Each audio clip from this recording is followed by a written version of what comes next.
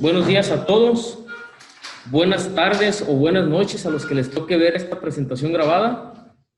El objetivo de iniciar con estas capacitaciones es reforzar el conocimiento de los supervisores de seguridad.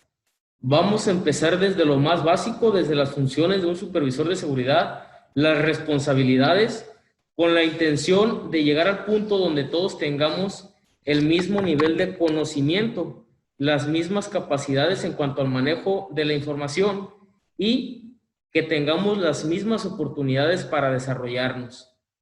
Esta presentación, que va a ser a cargo del compañero Edgar Durán, pretende brindarles herramientas a ustedes que les van a facilitar en su trabajo, en el día a día, para la identificación de actos y condiciones inseguras, para la identificación de áreas de trabajo que no están cumpliendo con lo que nosotros necesitamos para que las actividades se hagan de manera segura. Vamos a iniciar con esta primera sesión y posterior a ello vendrán otras con el mismo enfoque. Todas serán evaluadas y es obligatorio que todos los supervisores de seguridad puedan cumplir con esta capacitación. Les pido de favor que pongan mucha atención, que hagan sus anotaciones referentes a dudas que puedan tener. Posterior a estas presentaciones, a estos primeros temas, se va a programar una reunión a través de la misma plataforma Zoom para generar un debate en base a los temas que revisemos o para aclarar dudas. Entonces, ahorita pueden tomarse la libertad de hacer sus apuntes y posterior a esto, en otra sesión, daremos apertura para comentar todo lo aprendido con estos temas, ¿no? Sin más que agregar, los voy a dejar en presencia del compañero Edgar Durán para que inicie con la presentación. Saludos a todos. Dando continuidad al preámbulo que hizo el licenciado Salguero, vamos a iniciar. Lo primero que yo quisiera preguntarles es, ¿o qué argumentos ustedes tendrían? Por ejemplo, si están haciendo el recorrido por alguna de las áreas y al intentar llamarle la atención a algún trabajador por algún acto inseguro que está realizando, ¿qué argumentos tendrían ustedes al momento en que él les dijera, ¿qué me vas a enseñar tú a mí? Que yo tengo ya aquí 5 años, o ¿qué me vas a enseñar tú a mí, chamaquito, si yo tengo toda la vida trabajando en este lugar y nunca me ha pasado nada? Esa sería la primera interrogante que yo les haría. Seguramente a ustedes les faltarían tal vez argumentos para poder contestar esa interrogante. Pero ¿por qué nos faltarían esos argumentos? Bueno, simple y sencillamente porque no tenemos con qué, o no tenemos cómo argumentar, cómo dar una respuesta de manera con el conocimiento científico que nos brinda la seguridad industrial. ¿Y por qué sucede esto? Muy bien, porque en la mayoría de los casos todos hemos aprendido la seguridad industrial de manera empírica. Se ha ido manejando o hemos aprendido, adquirido el conocimiento que hasta ahorita aplicamos de persona en persona. ¿Cómo es esto? Llegamos al centro de trabajo y nos asignan a alguien que ya tiene un poco de más experiencia que nosotros y nos transmite ese mismo conocimiento. Entonces, ese es uno de los motivos por los cuales no tenemos suficientes argumentos, que aquí los vamos a adquirir, vamos a intentar adquirirlos poco a poquito. Quiero aclarar, y antes de continuar, que toda la información que les comparta yo ha sido tomada del libro del ingeniero Cecilio Eduardo Segura, que se llama Seguridad Industrial Nivel Superior, ¿no? Aclarando eso, él es el autor de toda la información que vamos a manejar y yo me dediqué a desarrollarla a manera de diapositivas para hacerla un poquito más ilustrativa. Muy bien, voy a iniciar con un pensamiento de David Herbert Lawrence. Yo siempre la he utilizado, dice, los ojos que no ven lo que la mente no sabe. Perdón, los ojos no ven lo que la mente no sabe. Y En la seguridad industrial, esto tiene mucha aplicación. ¿Y por qué se los digo? A mí siempre me ha gustado eso, utilizarlo. ¿Y por qué se los digo? Simple y sencillamente les voy a platicar unas historias para empezar, a manera de introducción, y les comento lo siguiente. Hace muchos años, algunos ya saben, los que ya me conocen, saben que yo todo el tiempo pues, me he desenvuelto como paramédico, como profesor, enseñando la atención hospitalaria, he estado en bomberos, etc. Y he aprendido un poquito y he acudido a muchos servicios de emergencia. En una ocasión en la noche se nos solicita, yo en ese momento estaba como bombero, y se nos solicita para ir a atender una explosión. Eso fue lo que nos notificaron. Entonces, al llegar al sitio, sucedió lo siguiente. Encontramos unos contratistas en unas instalaciones, en un aljibe del tamaño más o menos de una recámara de una casa, en donde cabían perfectamente 3 personas dentro trabajando. Tenía el aljibe pues la losa de cemento y un pequeño hueco por donde ellos podían ingresar. La tarea encomendada fue pintar el interior del aljibe. ¿Qué materiales se utilizaron? Pues pintura anticorrosiva, solvente para la pintura como el thinner, y se dedicaron a realizar su tarea. Terminaron y se salieron, esperaron un tiempo que consideraron ellos prudente y volvieron a ingresar. Para cuando volvieron a ingresar ya estaba oscuro, más allá adentro que pues es un espacio cerrado. Entonces deciden ellos que necesitaban luz para poder ver si efectivamente la pared ya había secado, la pintura ya había secado. Pero, ¿cuál creen que fue la idea que se les ocurrió para iluminarse? No ingresaron con ninguna lámpara. Con lo que se les ocurrió iluminar es con un encendedor. Al activar el encendedor, pues, ¿qué creen ustedes que pasó? Pues simple y sencillamente lo que están pensando, ¿no? Sucedió una explosión. El resultado fatal fueron 3 personas muertas y daños a las instalaciones. Era en una oficina gubernamental y esa noche perdieron la vida 3 trabajadores por ese motivo. ¿Cuál fue la causa? Pues imaginen ustedes la acumulación de gases que hubo ahí, el solvente que se utilizó, y eso generó pues un vapor explosivo, tan explosivo que derrumbó toda la instalación del aljibe. Esa es una de las historias que va en relación con lo que aquí dice: los ojos no ven lo que la mente no sabe. Si nosotros desconocemos el peligro, si nosotros desconocemos los riesgos, nos va a suceder exactamente lo mismo, pero en función de nuestro trabajo. Ellos eran trabajadores de la construcción. Por desgracia, pues ya no regresaron a su casa de la misma forma en que salieron un día. Otra pequeña historia también: se encontraba trabajando una persona en la red de alcantarillado del drenaje. En el drenaje se generan varios gases, entre ellos el ácido sulfídrico y el metano. Ambos son altamente tóxicos en altas concentraciones. El ácido sulfídrico, un olor característico que tiene, es como a huevo podrido, como huele en el muelle en Peñasco en algunas ocasiones. Los que han podido percibir ese olor se habrán dado cuenta de lo que hablo, ¿no? Entonces, de nueva cuenta, ingresa el trabajador al sitio y termina perdiendo el conocimiento. Se solicita la presencia de los bomberos y de nueva cuenta fue solamente para recuperar un cadáver. Ahí no se efectuó ningún rescate, se recuperó un cadáver. De nueva cuenta aplica lo siguiente: los ojos no ven lo que la mente no sabe. Entonces, podemos tener nosotros al enemigo frente a nosotros y si lo desconocemos, ni cuenta nos vamos a dar de que ahí está.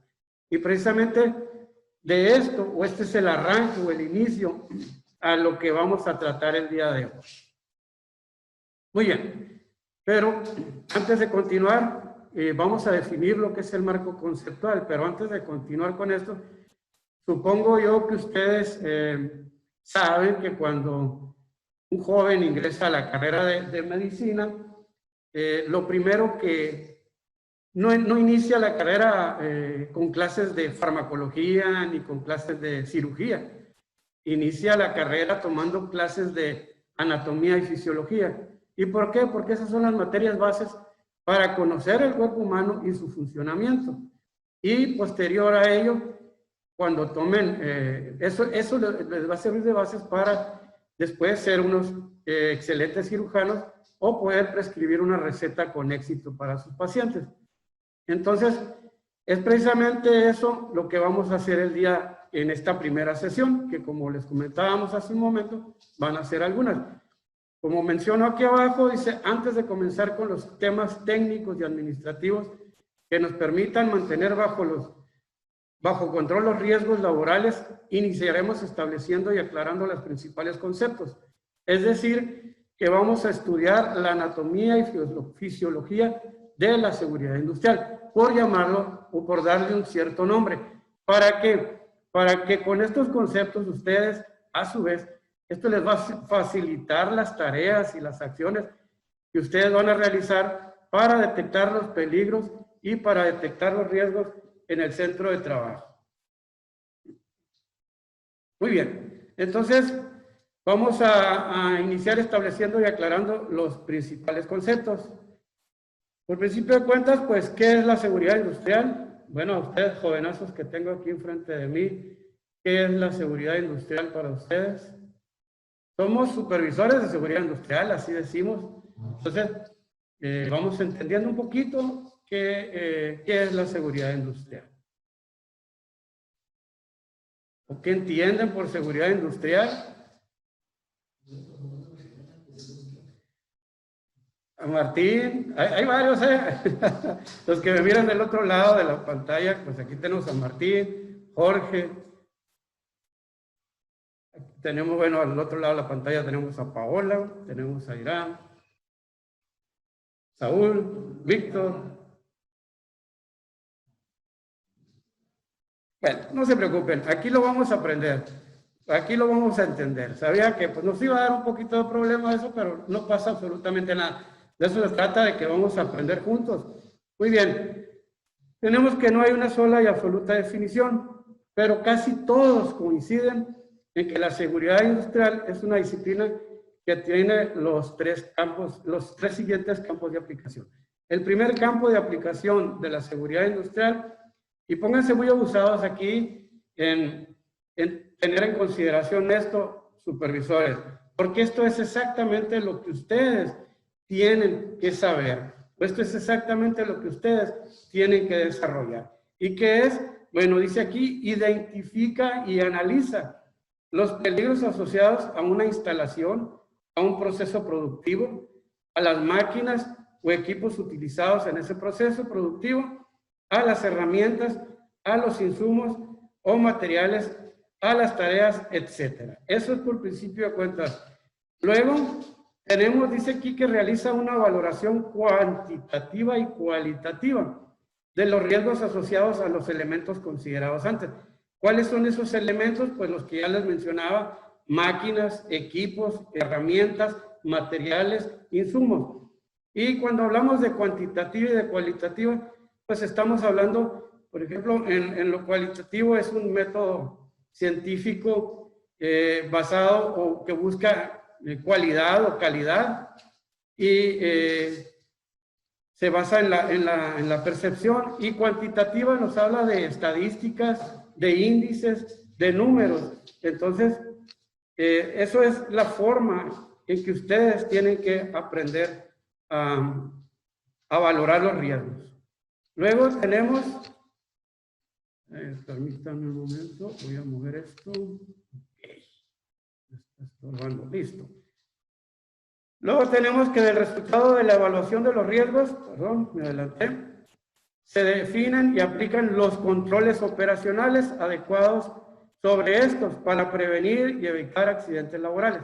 Entonces, recapitulando esto, ¿qué es lo que yo tengo que saber o qué es lo que yo tengo que hacer. Como supervisor de seguridad industrial, bueno, tengo que saber o estar consciente de que tengo que identificar y analizar, que tengo que realizar una valoración cuantitativa y cualitativa, y después del resultado tengo que aplicar los controles operacionales que correspondan a la actividad que he analizado. ¿Okay? Y como que recapitulando entonces, pues número 1, identificar qué es lo que voy a identificar, los peligros. Es exactamente o es lo que les acabo de mencionar. Número 2, realizar cualitativa y valoración cualitativa y cuantitativa, que es la evaluación de los riesgos. ¿Okay? De manera, por ejemplo, con datos estadísticos,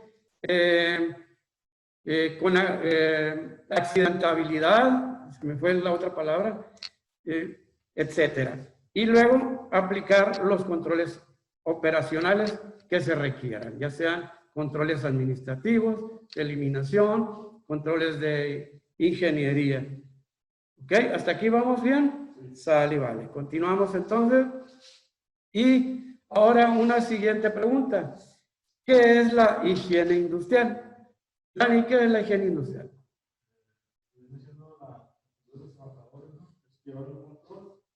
¿Control?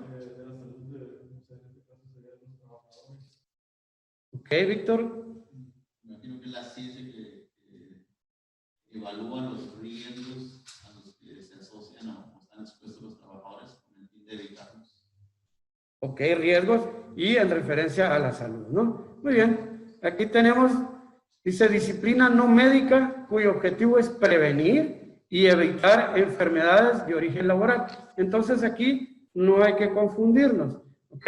La seguridad industrial, vamos a tratar de establecer diferencias. La seguridad industrial, de una manera coloquial y simple, trata o evita de que no te accidentes.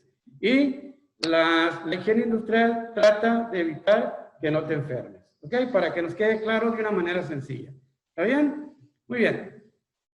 Dice aquí que ese objetivo se logra mediante la identificación, primero, luego la medición, valoración y control de los agentes o contaminantes del ambiente laboral que están presentes en el entorno laboral y que tienen el potencial de generar daños a la salud del trabajador. Ahora les pregunto yo a ustedes, agentes o contaminantes del ambiente laboral. ¿Qué entendemos por eso, muchachos? ¿Qué entienden ustedes por agentes o contaminantes del ambiente laboral? ¿Qué es? ¿Mande? Las sustancias que se manejan, ¿no? Ajá. La actividad que si no usas un equipo de protección o algo, puedes llevar una enfermedad. Ok, son todos aquellos agentes que pueden causar una afectación a la salud del trabajador y son los agentes químicos, físicos y biológicos, que ahorita vamos a hablar enseguida, vamos a hablar un poquito de ellos. ¿Vale? Muy bien.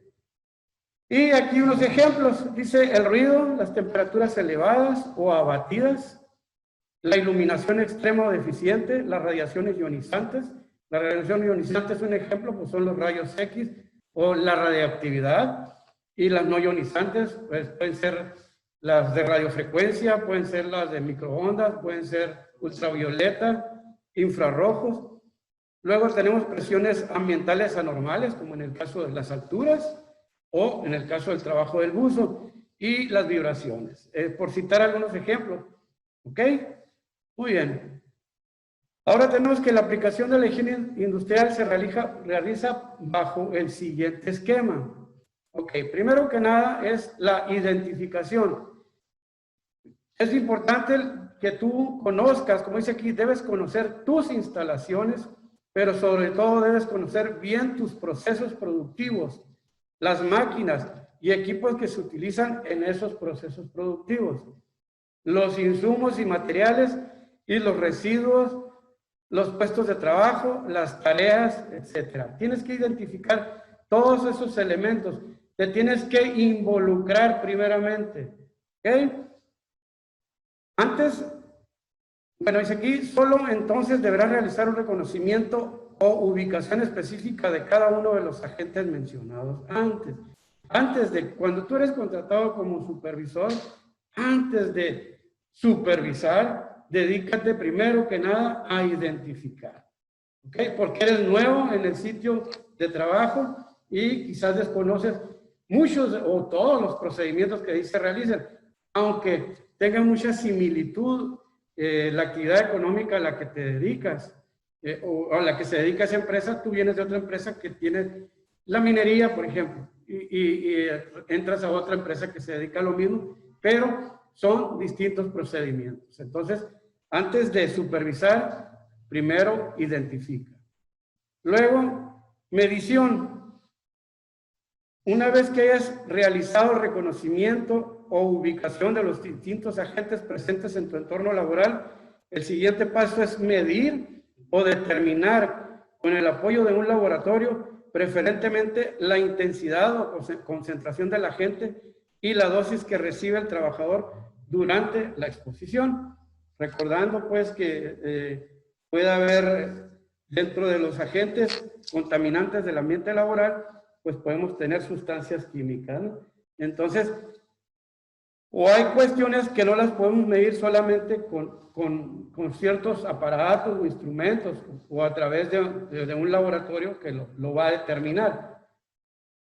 Luego tenemos la valoración.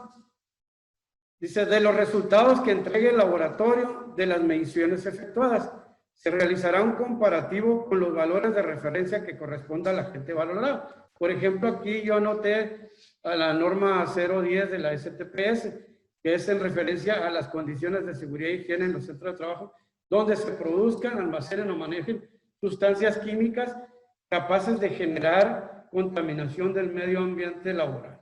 ¿Ok? Entonces, luego tenemos el control. Si en el resultado que entrega el laboratorio se demuestra que rebasan los límites establecidos, es ahí donde se deberán aplicar los controles de ingeniería o administrativos que correspondan para mantener bajo controles de agentes. Ahorita vamos más adelantito a ver algunas, o vamos a ver los controles que se utilizan, pues, las medidas de control que se llevan a cabo. ¿Ok? ¿Hasta aquí vamos bien? ¿Alguna duda? ¿No? Perfecto. Entonces me permito continuar.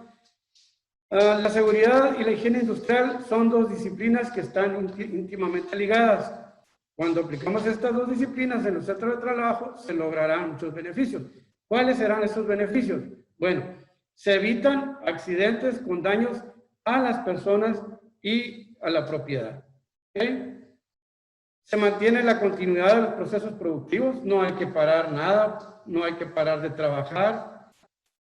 Se evitan daños ambientales y se mantiene una buena imagen ante las autoridades gubernamentales y la comunidad. Entonces, como podemos ver, tenemos que cuidar, como supervisores también tenemos que estar involucrados en la cuestión de la preservación del medio ambiente y el cuidado de las personas y del centro de trabajo, instalaciones, equipo y demás. Muy bien, y aquí a manera de recapitular lo anterior, pues tenemos entonces la identificación, la medición, la valoración y el control. El control pues lo vamos a aplicar una vez de los agentes, una vez que obtengamos los resultados del laboratorio, ¿no? Que es en el que nos vamos a estar apoyando. ¿Okay? Muy bien, si voy muy rápido, también por favor. Ok, me espero un momentito entonces. Muy bien. Aquí la identificación, pues dice, realizar un comparativo con los valores de referencia de la norma correspondiente a la agente, ¿no? Y en la medición de la intensidad o concentración del agente y la dosis que recibe el trabajador durante la exposición. Es al revés, ¿sí, no? ¿Dónde? La identificación es conocer los materiales y las informaciones. La medición es cuando ya hacen la comparación. A ver, ya me enredé aquí. Valoración y identificación. Ah, sí, cierto. Ajá. Ok, sí, aquí una disculpa, aquí lo invertimos nada más. Ajá. Ok, tienen mucha razón. Ok, hasta aquí estamos. ¿Podemos continuar? Sí. Ok. Ahora bien, dice aquí, ¿a qué nos referimos cuando decimos que somos un supervisor de seguridad industrial? seguridad nos tratamos de detectar peligros o identificarlos, ¿no? En un área. Si vamos a un taller, somos los encargados de que todo esté bien. O mantener personas en un área segura. ¿Qué más? Porque fíjense bien, nos estamos yendo exactamente por lo que hacemos, o lo que sabemos. Identificar riesgos, peligros, para evitar un daño a nuestro trabajo. Bueno, entonces, fíjense bien las responsabilidades que tenemos de manera implícita. Cuando decimos que somos supervisores de seguridad industrial, de manera implícita, ¿qué es lo que estamos diciendo? Vaya, cuando nos presentamos como supervisores de seguridad industrial, implícitamente estamos diciendo que somos individuos con los conocimientos, experiencia y habilidades necesarias para identificar y analizar peligros. Pero aquí el detalle es que si no sé ni identificarlos y no sé cómo analizarlos, pues no lo voy a poder hacer. ¿Estamos? Mande. Pues cuando hemos hablado en reuniones, se acuerdan que yo les manifestaba que no solamente nos conformáramos con llenar una hoja de un checklist en donde sí, está bien, está bien, está bien, está bien. No, exactamente. Entonces, ahora estamos tratando de compensar eso. Luego, es decir, que sabemos y podemos ubicar todos aquellos factores, agentes o situaciones presentes en los centros de trabajo con capacidad o propiedades de producir daño. ¿Okay? Factores, agentes o situaciones. Un factor que pueda causar o producir daño en la propiedad, ¿cuál sería?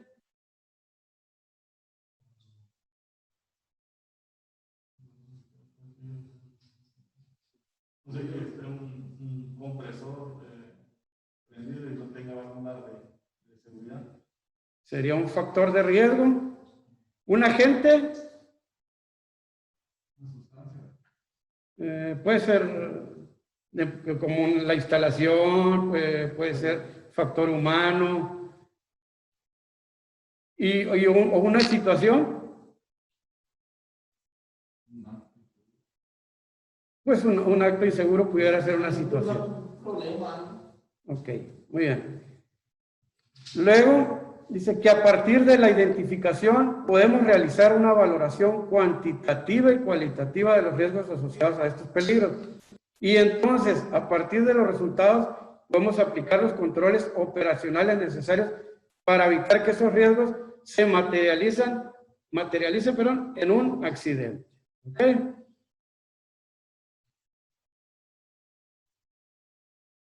Bueno, en lo que escriben,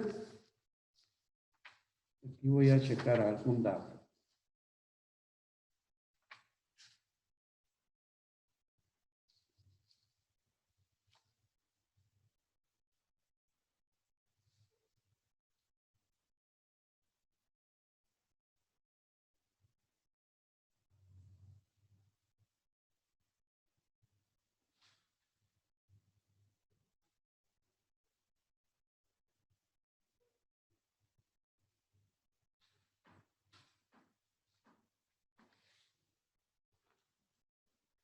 A ver, nada más, voy a regresar tantito, nada más para aclarar este punto.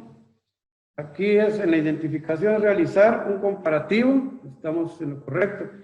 En la medición de la intensidad o concentración de la gente, estamos en lo correcto. En la valoración es conocer las instalaciones, procesos, productos, máquinas y equipos. Y en el control es aplicar los controles que correspondan. No, estábamos bien, sí, así es. Pero bueno, salimos de la duda, no pasa nada, ¿no? Ok, me están calando, está bien, salimos de la duda. Ok, me hiciste dudar y pues vamos a salir de la duda para que nos quede claro. ¿Verdad, hijo? Muy bien. Ahora aquí revisemos cada uno de los campos de acción de la seguridad industrial. Veamos primero identificar los peligros. Ok, vamos entonces, ¿qué es el peligro? Bueno, como todos sabemos, de hecho, hasta en las inducciones que damos ahí para mina, dice que es una fuente o situación con potencial de daño en términos de una lesión o enfermedad a la propiedad, al ambiente del lugar de trabajo o una combinación de estos. Entonces, como podemos observar aquí, no solamente es daño a la persona o enfermedad a la persona, sino también son daños a la propiedad, son daños a las instalaciones, son daños al equipo, son daños al ambiente, dice, del lugar de trabajo o una combinación de ambas. ¿Sí? ¿Cómo combinación de ambas? Bueno, pues un accidente, hay lesiones y hay daños al equipo o a las instalaciones. ¿Ok? Muy bien. Ese sería el peligro.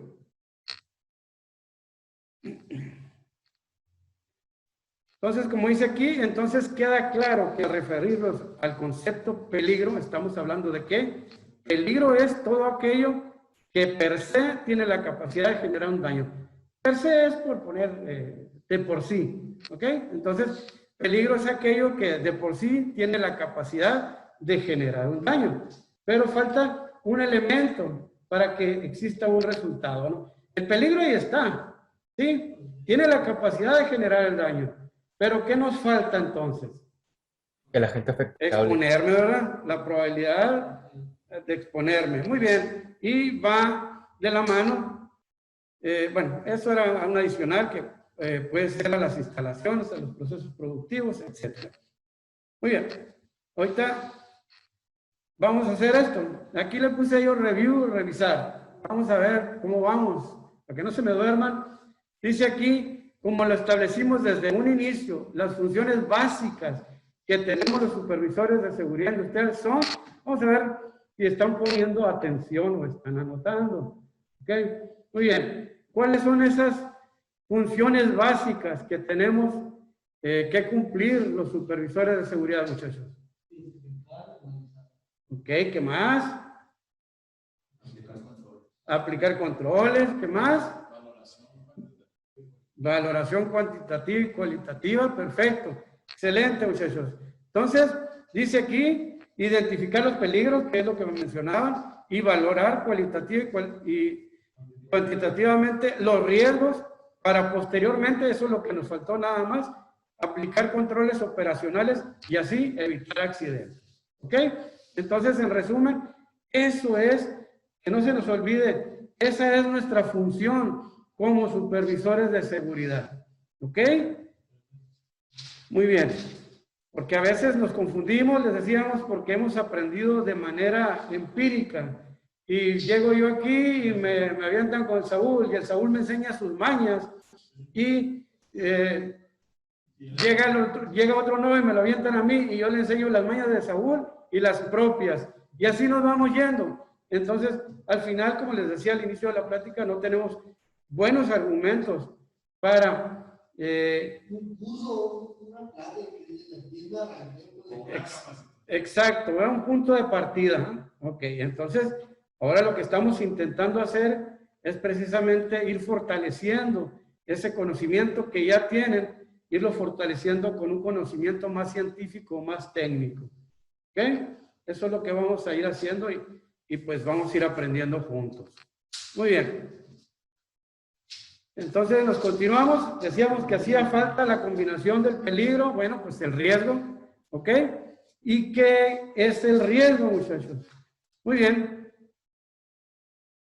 ¿Alguien que me pueda decir qué entiende por riesgo? Martín me decía algo. Probabilidad. ¿Ok?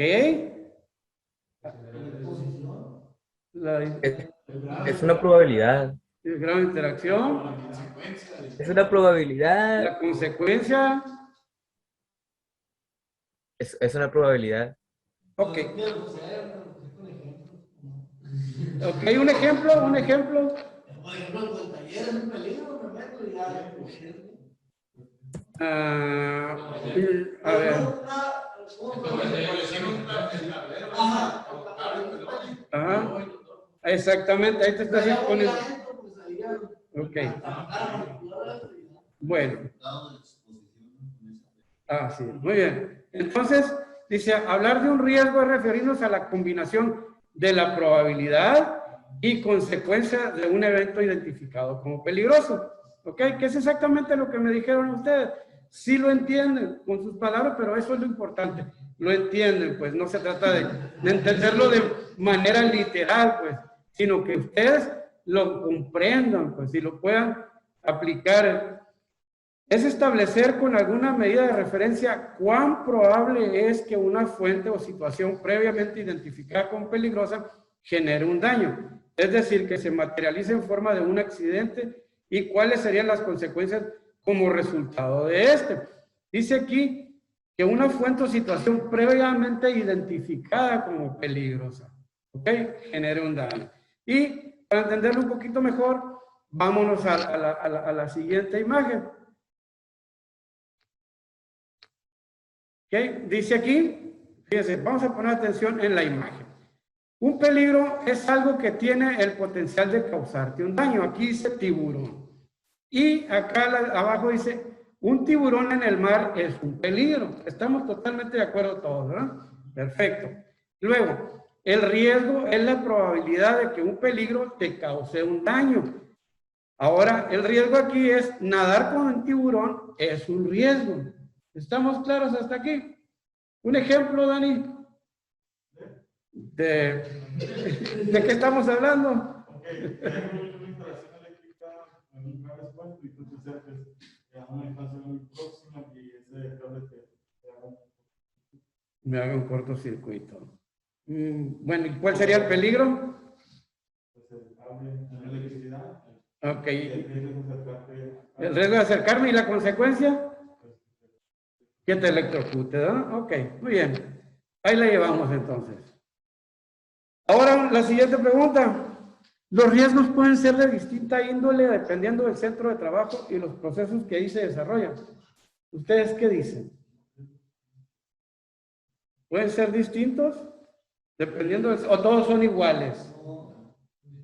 Son distintos, ¿no? Entonces, por eso tenemos que aprender a identificarlos. Ok, correcto. Muy bien. Ahora dice aquí que por lo general los riesgos ocupacionales se clasifican de la siguiente manera. Tenemos primero que nada los riesgos ambientales a los que hacíamos alusión al inicio de la plática. Y tenemos los contaminantes del ambiente laboral. Primero que nada tenemos los físicos. Aquí, ojo con no confundirse con los... Siempre que damos las inducciones, les pido ejemplos yo a los que participan de riesgos físicos y me los confunden con riesgos mecánicos. Siempre me dicen que agresiones, que cortaduras, esos no son riesgos físicos, ¿ok? Y es lo mismo, cabe la aclaración, pues si alguno de nosotros tenía alguna duda, ahorita vemos qué son los riesgos físicos. Perdón, los mecánicos, cómo establecer las diferencias. Tenemos entonces que los riesgos físicos son aquellos agentes que dependiendo de la intensidad y tiempo de exposición pudieran afectar a los tejidos u órganos del cuerpo humano. Y entre este tipo de contaminantes del ambiente laboral se encuentran los que ya habíamos mencionado con anterioridad, ¿no? Las temperaturas elevadas o abatidas, el ruido, las vibraciones, radiaciones ionizantes y no ionizantes, presiones ambientales anormales, etcétera, ¿ok? Esos serían los riesgos físicos. ¿A alguien le queda alguna duda de cuáles son? Como dice se confunde, o sea, y lo aplicas un ejemplo, levantando cajas pesadas y ya se trae como un riesgo físico o como mecánico. Mecánico, ergonómico, mecánico. Relacionado a la ergonomía, de manera mecánica. Ajá, lo relacionado con las posturas, mala postura y eso. ¿Ok? Muy bien, tenemos los riesgos químicos. Son todos aquellos materiales o sustancias químicas peligrosas que al entrar en contacto con el trabajador generarían daños que pudieran ir desde leves hasta catastróficos.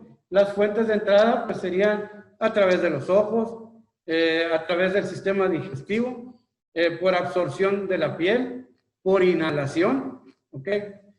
Estos agentes pueden estar presentes en el entorno laboral en forma de sólidos, en forma de gases o vapores, humos, neblinas, polvos orgánicos o inorgánicos, ¿ok? Y las vías de absorción, pues ya se las acabo de mencionar, ¿no? Las puertas de entrada pueden ser Pues a través de, si aspiro yo un humo, una niebla tóxica, un vapor, ¿ok? O un gas, o tengo contacto con un sólido, un químico sólido, pues sería a través de la piel no intacta. Muchas veces tenemos heridas, tenemos los famosos cueritos, que los agarramos y los arrancamos, y luego ya hacemos un cuerote hasta acá, ¿no? Entonces, esa es piel no intacta, y esa es una vía de entrada para esa sustancia química. ¿Ok? Muy bien. Y luego tenemos los biológicos. Estos son agentes que pueden encontrarse en determinadas instalaciones o procesos productivos muy puntuales. Muy puntuales, ¿por qué? Porque, ¿cómo les explico esto de muy puntuales? Se dan en ciertos lugares específicos nada más, ¿ok? Que cuando el trabajador se expone a estos sin los elementos de protección adecuados, puede causar enfermedades de tipo infecto-contagioso, reacciones alérgicas o incluso intoxicaciones. Y los ejemplos son, pues, un virus, los hongos que traen ustedes en sus uñitas, las bacterias, bacterias y vectores, ¿no? Los vectores, yo creo que no tienen ningún problema con identificar lo anterior. A lo mejor con vectores les queda alguna duda, ¿no? Son aquellas enfermedades que se transmiten. Un vector es la vía de transmisión. Por ejemplo, de un animal infectado al hombre o del hombre al hombre. Esos serían los vectores, ¿no? La enfermedad por vectores. ¿Manda? ¿No está el estudio de la pandemia ahorita? Pues es un virus, es un biológico. Pero es un vector, ¿no? Porque decía que los animales. Sí, pues también lo transmito, pero los vectores están un poquito más dirigidos a, no me acuerdo cómo se llaman, a los bichitos, por ejemplo, zancudos, a garrapatas, alacranes, todos los animales, ¿ok? En ese sentido vamos, ¿sí? El dengue, por ejemplo, el Zika, el chikungunya o chikungunya, ¿ok? Ese es otro virus más peligroso todavía. Muy bien. Y ahora tenemos los riesgos de sobrecarga física y mental, ¿ok? Teníamos los ambientales, ahora tenemos los de sobrecarga física y mental. Y dentro de los de sobrecarga física, pues tenemos a los riesgos ergonómicos, que como dice aquí, esta clasificación está orientada a definir e identificar los riesgos asociados a los objetos, equipos, materiales, herramientas, elementos de protección, etcétera, que son utilizados por los trabajadores y en particular al tipo de tarea que realizan y que pudieran generarle algún daño al sistema musculoesquelético. Por ejemplo, las posturas forzadas, los movimientos repetitivos o los sobreesfuerzos. Sobreesfuerzos, ¿qué entendemos por un sobreesfuerzo? Excederse en la carga que vamos a levantar, ¿no? Por ejemplo, nuestro procedimiento, ¿cuántos kilos podemos levantar nosotros de acuerdo a nuestro procedimiento? ¿Hasta cuántos kilogramos debemos de levantar los hombres? Hasta 25. Y en el caso de las mujeres, embarazadas, 3 kilogramos. Excelente. Eso es lo que dice nuestro procedimiento. Ok, muy bien, muchachitos. Ahí la llevamos. Muy bien. Bueno, pues es que él los lee. Los procedimientos están dados, muchachos. También es otra parte que tenemos que abordar más adelante. Cuando hablemos del sistema de gestión y demás cosas, vamos a abordar todos esos detalles, ¿no? Muy bien. Hasta aquí, ¿estamos bien? Perfecto. Y tenemos los psicosociales. Dice aquí que son aquellos que pueden provocar trastornos de ansiedad y otros trastornos no orgánicos del ciclo sueño-vigilia. ¿Qué quiere decir esto de sueño-vigilia? Quiere decir que la persona está despierta cuando debería estar dormida. O modo zombie, exactamente.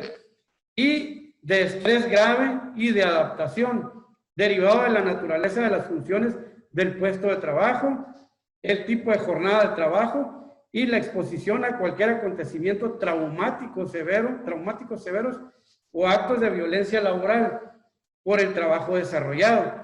Dice aquí ejemplos: exceso de responsabilidades asignadas, monotonía de las tareas realizadas, inestabilidad laboral, etcétera. Entonces, esto nos va a generar estrés grave y de adaptación. ¿Sí? Hay personas, me imagino, no me consta, pero que ha habido casos aquí dentro de la empresa donde personas que vienen de lejos a trabajar son sometidos a un estrés, pues, y terminan renunciando y regresándose a su casa. ¿Por qué? Porque no se adaptan, ¿sí? Porque, pues, están acostumbrados a estar en casa, etcétera, etcétera. Tienen algún asunto que les preocupa por aquellos lados y, se regresan y deciden renunciar, ¿no? Ya Jorge ya se adaptó, ¿ok? Y acá mi compañero también ya se adaptó. No, estamos relativamente cerca, pues, pero me refiero a gente, por ejemplo, compañeros de aquí que se vayan a trabajar a Durango. Bueno, como tenemos el caso de Saúl, que se fue a trabajar a Durango y a los 2 años ahí viene para atrás, ¿no? Algo pasó ahí que le produjo, le dieron ganas de volver, ¿no? Muy bien. Entonces, continuamos.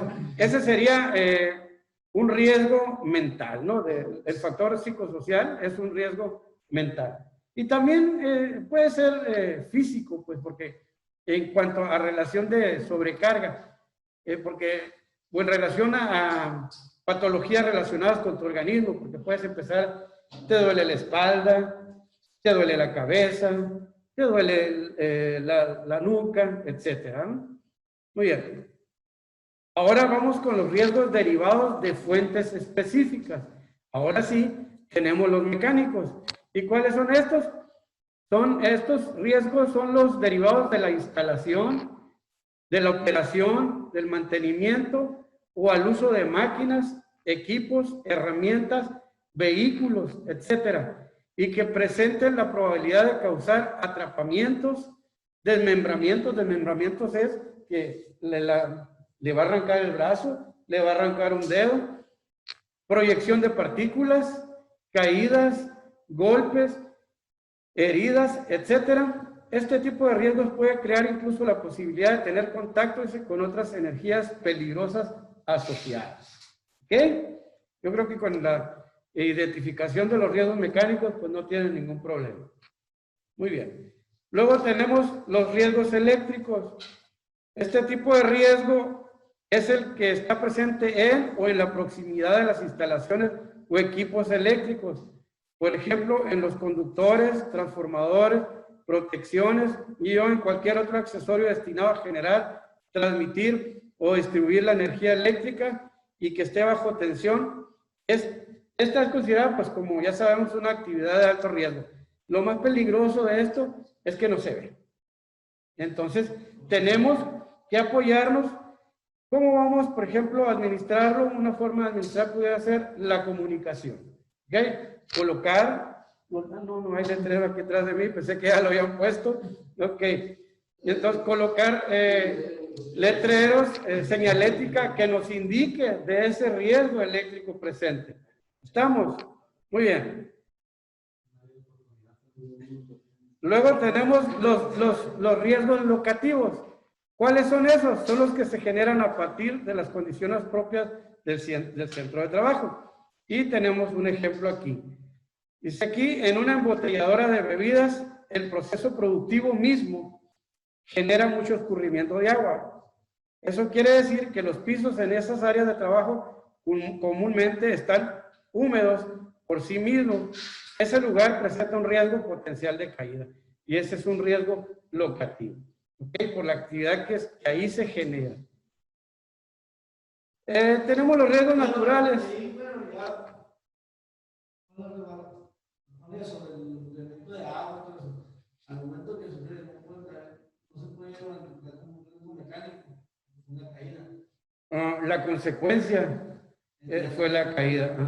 Fue la caída, ¿no? ¿Ah? Y es por parte del proceso productivo mismo que lo genera, pues. Es algo como que no se puede, no se evita porque así está diseñado, ¿me explico? Ok. Son las condiciones que se generan a partir del proceso. Ajá, así es. Más Sí se pueden clasificar como riesgos físicos y mecánicos. Sí. Solamente puede ser. No se pueden clasificar. Ajá. Hay una combinación. Ajá, sí. Así es. Aquí, en los riesgos naturales, dice, aunque estos riesgos son generados, ¿qué relación tienen con la seguridad industrial? A lo mejor se preguntan ustedes, riesgos naturales, como son los fenómenos de tipo hidrometeorológicos. Pero bueno, dice, aunque estos riesgos son generados por fenómenos de tipo natural, un evento de esta clase puede comprometer o poner en riesgo la integridad de las instalaciones e infraestructura de la empresa, la continuidad de los procesos e incluso de los mismos trabajadores que aquí concurren. Y ha sucedido, como la historia que me han platicado, que en Nochebuena duraron unos 24 horas allá sin poder salir porque creo que había un paso de agua, algo así, ¿no? Entonces, los arroyos, exactamente. Entonces, también se tiene que considerar esos riesgos para administrarlos, ¿no? Este tipo de fenómenos de origen atmosférico o hidrológico se pueden producir en algunos casos de manera repentina. Una tormenta eléctrica de pronto llega. Y por eso es importante considerar los riesgos del tipo natural, porque al realizarse la evaluación de estos riesgos se puede desarrollar e implementar los planes de contingencia.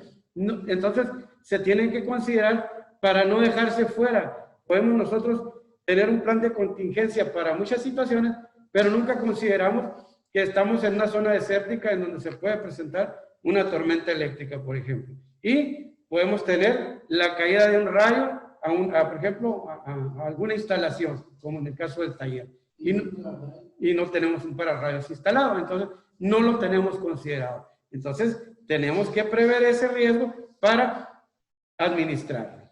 No vamos a evitar la caída del rayo, pero sí, con el pararrayos sí lo vamos a conducir hacia el suelo. Y no va a haber afectaciones. ¿Sí?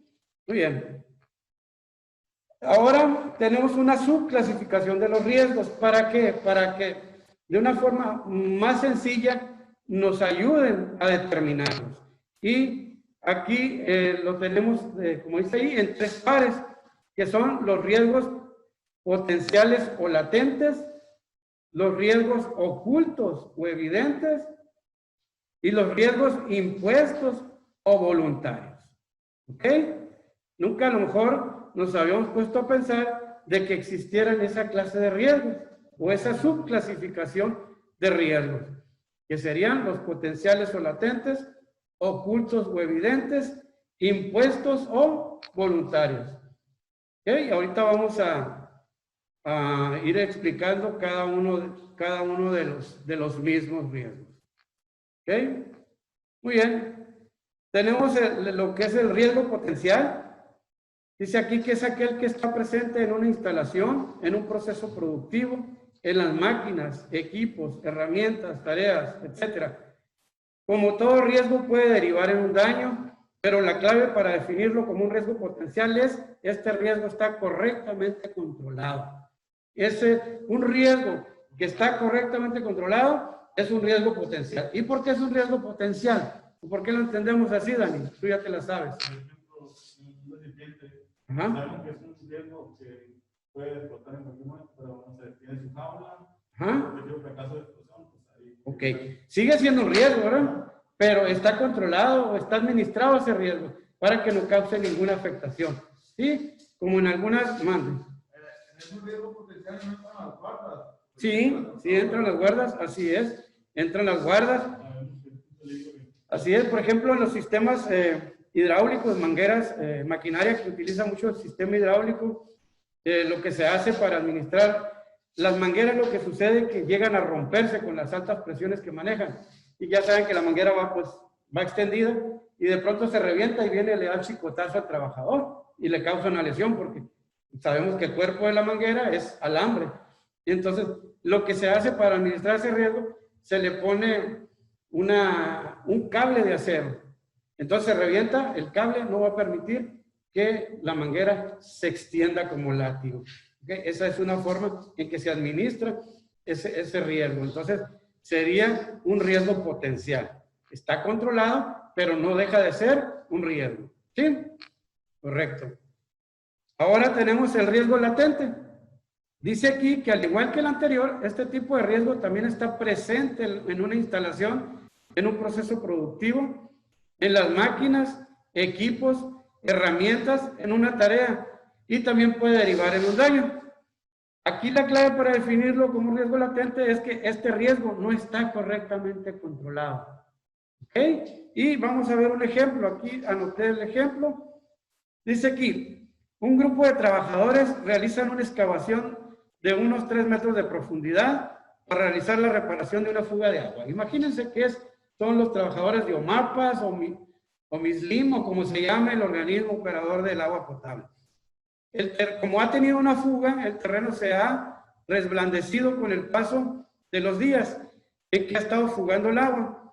Y se utilizan maquinaria para realizar la excavación y ya está todo listo para que ingresen los trabajadores a realizar la reparación. Solo les ha faltado algo. ¿Qué les ha faltado? Exactamente. ¿Ok? No cuentan con sistemas o equipos de apuntalamiento para evitar derrumbes. Recordemos que las paredes se fueron reblandeciendo con la humedad. ¿Ok? Y si ingresar en esas condiciones a la excavación es exponerse al riesgo latente de desprendimiento de las paredes, ocasionando el atrapamiento y quizás hasta la muerte de quienes ahí se encuentren. Hay técnicas para realizar las zanjas. Yo he mirado como una especie, bueno, aquí Daniel es el que sabe más de esto, yo creo, como una especie de escalones para evitar en el talud, ¿no? Para evitar, bueno, más o menos como lo que tenemos en el Tajo, algo así para evitar el derrumbe, ¿verdad? Ok, muy bien, les dije que íbamos a aprender juntos. Luego, tenemos el riesgo evidente. Estos riesgos, yo creo que este está bien claro, bien objetivo, ¿no? Estos riesgos son aquellos que tú puedes detectar sensorialmente. Es decir, ¿cómo sensorialmente? Bueno, pues a través de los sentidos. Puedes verlos, escucharlos, sentirlos, olerlos y hasta percibir su sabor. En algunos casos los sentidos humanos son el mecanismo fisiológico de la percepción y esto nos permite tomar conciencia de lo que está a nuestro alrededor. ¿Huele mal? ¿Qué se está fugando? ¿Combustible? ¿Huele a gas? ¿Sí? Ok, bien. Y aquí tenemos un ejemplo. El cursor.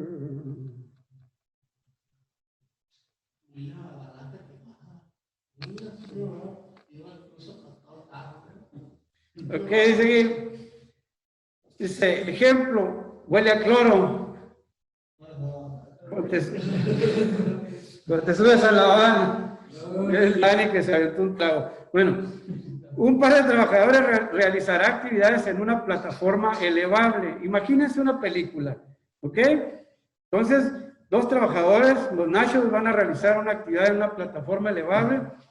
Su supervisor les ha indicado que previo a los trabajos harán una revisión del área en que llevarán a cabo las tareas. Antes de, van a revisar.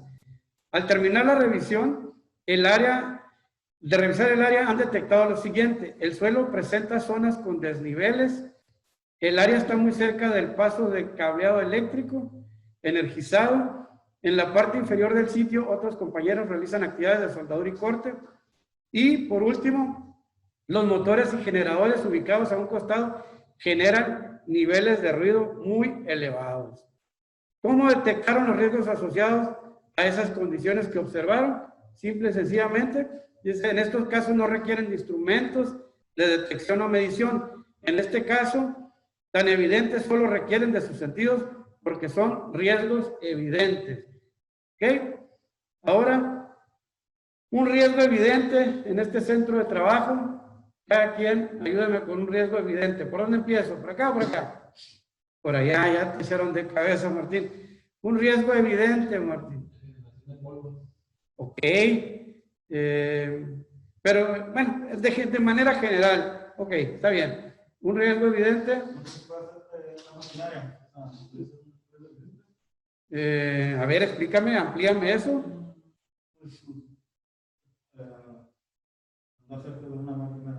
Andar cerca de una máquina, ok, en movimiento, es ok, muy bien. Jorge. A ver, explícame.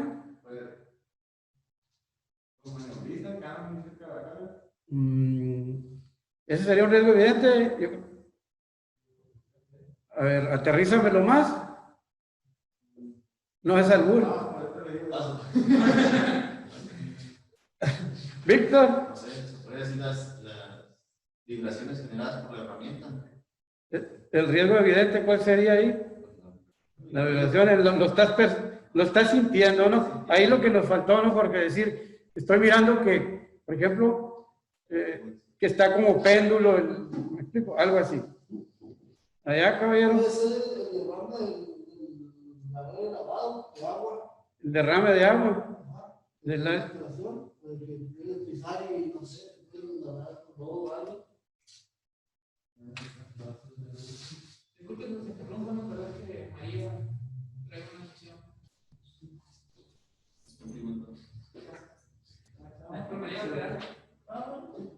Muy bien, continuamos entonces.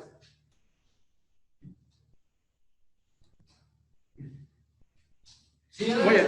Sí, está bien. ¿Ah? Ahora, riesgo oculto.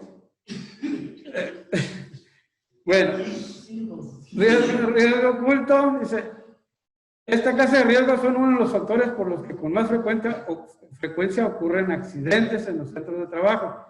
Se les denominan riesgos ocultos porque no son perceptibles por ninguno de los sentidos humanos.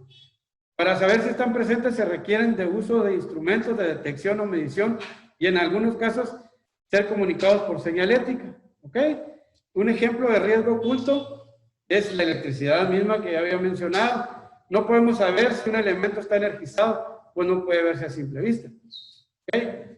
Otro que pudiera ser un riesgo oculto es la imposibilidad de saber si una atmósfera es inflamable o explosiva, si el material o sustancia presente es incolora o inodora. Para confirmarlo o descartarlo, se requiere un instrumento detector o de medición. Por ejemplo, al entrar a una cloaca, entonces necesitas un detector, ¿no? Así es, para ver las concentraciones de oxígeno que hay en el ambiente. Si es una atmósfera enriquecida de oxígeno por arriba del 23%, sabemos que va a ser altamente explosiva. Y si tenemos una atmósfera por debajo del 18%, del 19%, sabemos que es una atmósfera no respirable, ¿no? O si tenemos una atmósfera con la presencia de metano, sabemos que el metano atrapa el oxígeno, entonces vamos a estar en una atmósfera asfixiante, no respirable, ¿no? Entonces vamos a perder el conocimiento. Y así han sucedido muchos accidentes, ¿no? Les puedo contar muchas historias con eso porque he acudido a muchos accidentes por desgracia de ese tipo, pero se nos puede ir la tarde ahí. Muy bien. Ahora aquí dice que mande. Por ejemplo, una duda en ese aspecto que dice que se terminan a partir de instrumentos. Por ejemplo, cuando terminan bajo los estudios, por ejemplo, de la iluminación que ocupas un usómetro o la cuestión de radiaciones, que ocupas instrumentos para medir o detectar en qué rangos anda, también entraría como un riesgo oculto. No, de cuanto a la iluminación. No crear un riesgo potencial. Pero ese ya sería un riesgo evidente, ¿no? En cuanto a la iluminación. Sí, pero sí te entiendo lo que me dices para ver, pero el detalle es que, por ejemplo, tú miras y la iluminación está no está, aquí es el detalle, es que no puedes percibir nada con los sentidos. ¿Sí me explico? Como por ejemplo un gas incoloro e inodoro. ¿Mande? Y ahí pues solamente la radiación pudiera ser también. Así es, ¿sí?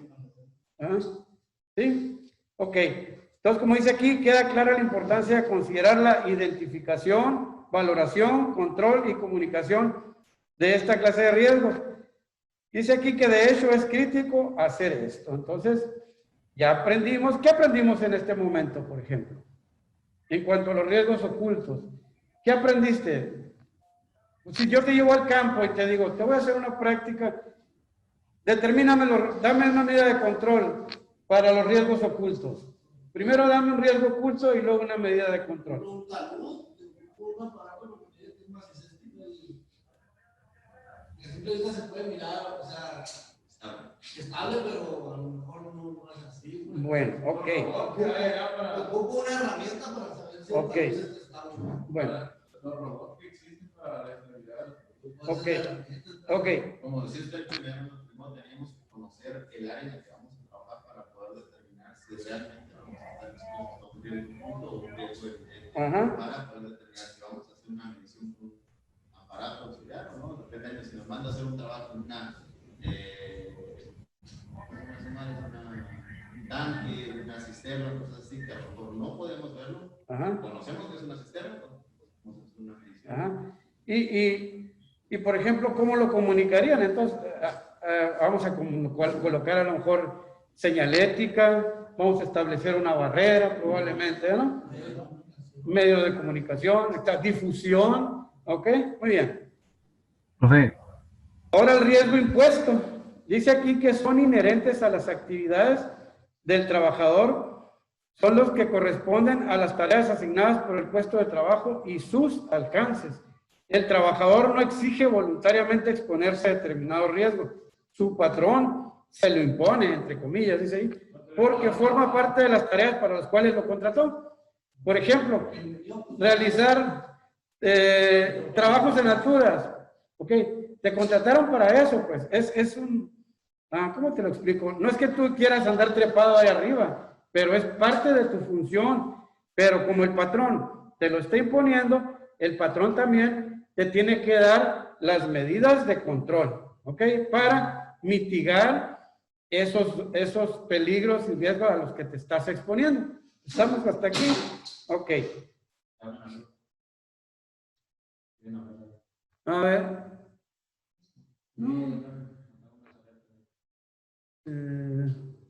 ¿Alguien quiere comentar algo? No, ya nada más está.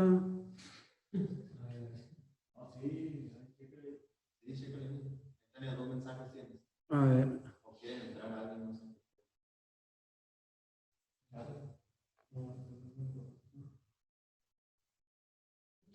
Ok, aquí Anaí García dice que un ejemplo de riesgo oculto es el COVID también. Ok, el problema aquí, no, tiene razón, sí. A ver, vamos a analizar lo que nos dice, es algo interesante que nos dice Anaí. Dice que un ejemplo de riesgo oculto es el COVID. ¿Están de acuerdo? No. ¿Por qué sí y por qué no? A ver. Porque ahora todo el mundo lo sabemos. El riesgo es evidente, ¿no? El riesgo es evidente, pero por ejemplo, a ver. Pero sí podría ser oculto, ¿no? Sí, porque necesitamos una prueba para poder determinar, aunque es evidente, sí. Nos estamos, por ejemplo, aquí estamos reunidos y nos estamos cuidando. Yo traigo mi cubrebocas y ustedes también. Pero, de todas maneras, no sabemos si hay la presencia del virus en el aire.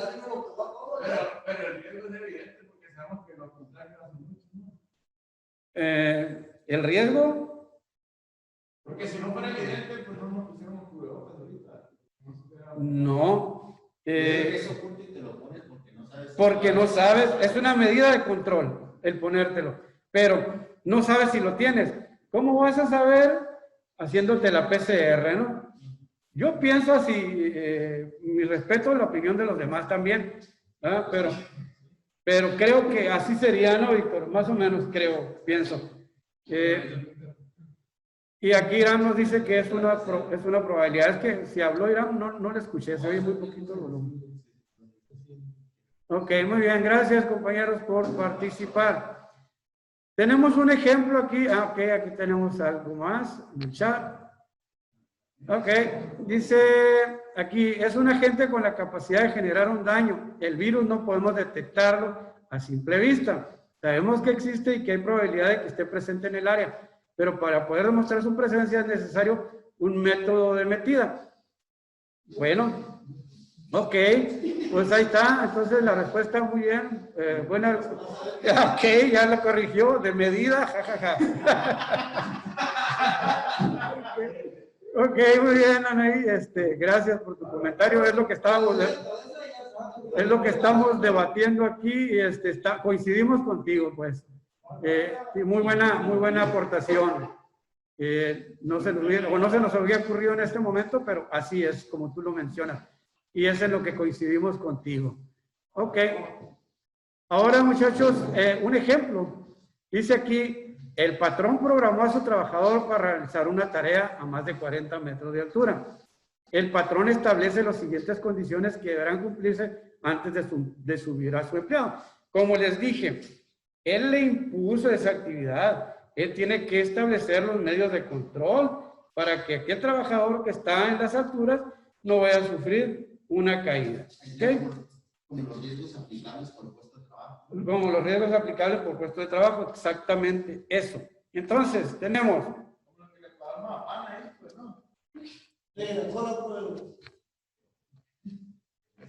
Ok, dice primero, que el médico de la empresa se asegure de que el trabajador está física y clínicamente apto para llevar a cabo esta tarea.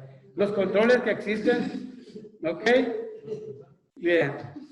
Luego, segundo, que el jefe del departamento se asegure que el trabajador es apto desde el punto de vista técnico, en experiencias y habilidades para llevar a cabo esa actividad. ¿Cómo sabemos que es desde el punto de vista técnico, en experiencias y habilidades? Bueno, ese trabajador ya tomó un curso para trabajo en altura, ya tiene una DST que lo avala como que tiene las habilidades y la experiencia, pues esa se la va a dar el tiempo, ¿no? Ejecutando ese tipo de tareas. Luego, tercero, que el supervisor de seguridad repase y se asegure que el trabajador conoce y comprende los procedimientos de seguridad aplicables para este tipo de tareas. Muy bien. ¿Con qué tiene relación esto? El tercer paso. ¿No tendrá con una ST, no habrá relación en eso? Ok, y aparte de ir a firmarlo, ¿qué otra cosa hacen ustedes, por ejemplo? Inspecciones. Ok, no me haces pregunta, cada quien sabrá si lo hace o no lo hace de manera correcta. Si revisa que el que firmó es Juan Pérez, y si Juan Pérez sabe lo que va a hacer ahí arriba. ¿Sí? Porque muchas veces, fíjense, solamente llegamos y firmamos y no nos damos cuenta del compromiso que estamos adquiriendo también. El trabajador tiene que demostrar que sabe efectivamente lo que va a hacer. No va a pasar, en una experiencia que tuve aquí, no voy a decir en qué lugar, fuimos y llega el señor supervisor de Peñoles y le pide, les indican a los muchachos que sí, qué es lo que van a hacer. Y le contesta uno, pues no sé, a mí no me dijeron que me subiera. Y le dijo, ¿y ya firmaste? Si esta fuera tu sentencia de muerte, ya la firmaste aceptando.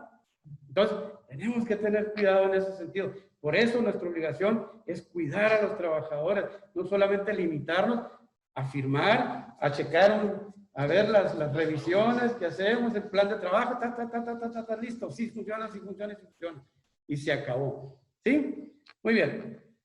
Luego tenemos cuarto, que el supervisor inmediato le proporcione o se instalen todos los elementos de restricción de caídas necesarios para garantizar su seguridad. Y por último, proporcionarle y asegurarse de que utilice el EPP adecuado.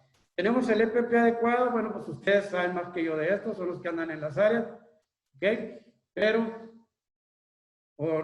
necesitamos entonces el EPP adecuado con... o un restrictor de caídas, o qué necesitamos. Ya cada quien, eso es lo que tenemos que determinar, tomándolo de ejemplo. ¿Necesitamos un sistema de amortiguación? Si el trabajador va a estar a 2,5 metros,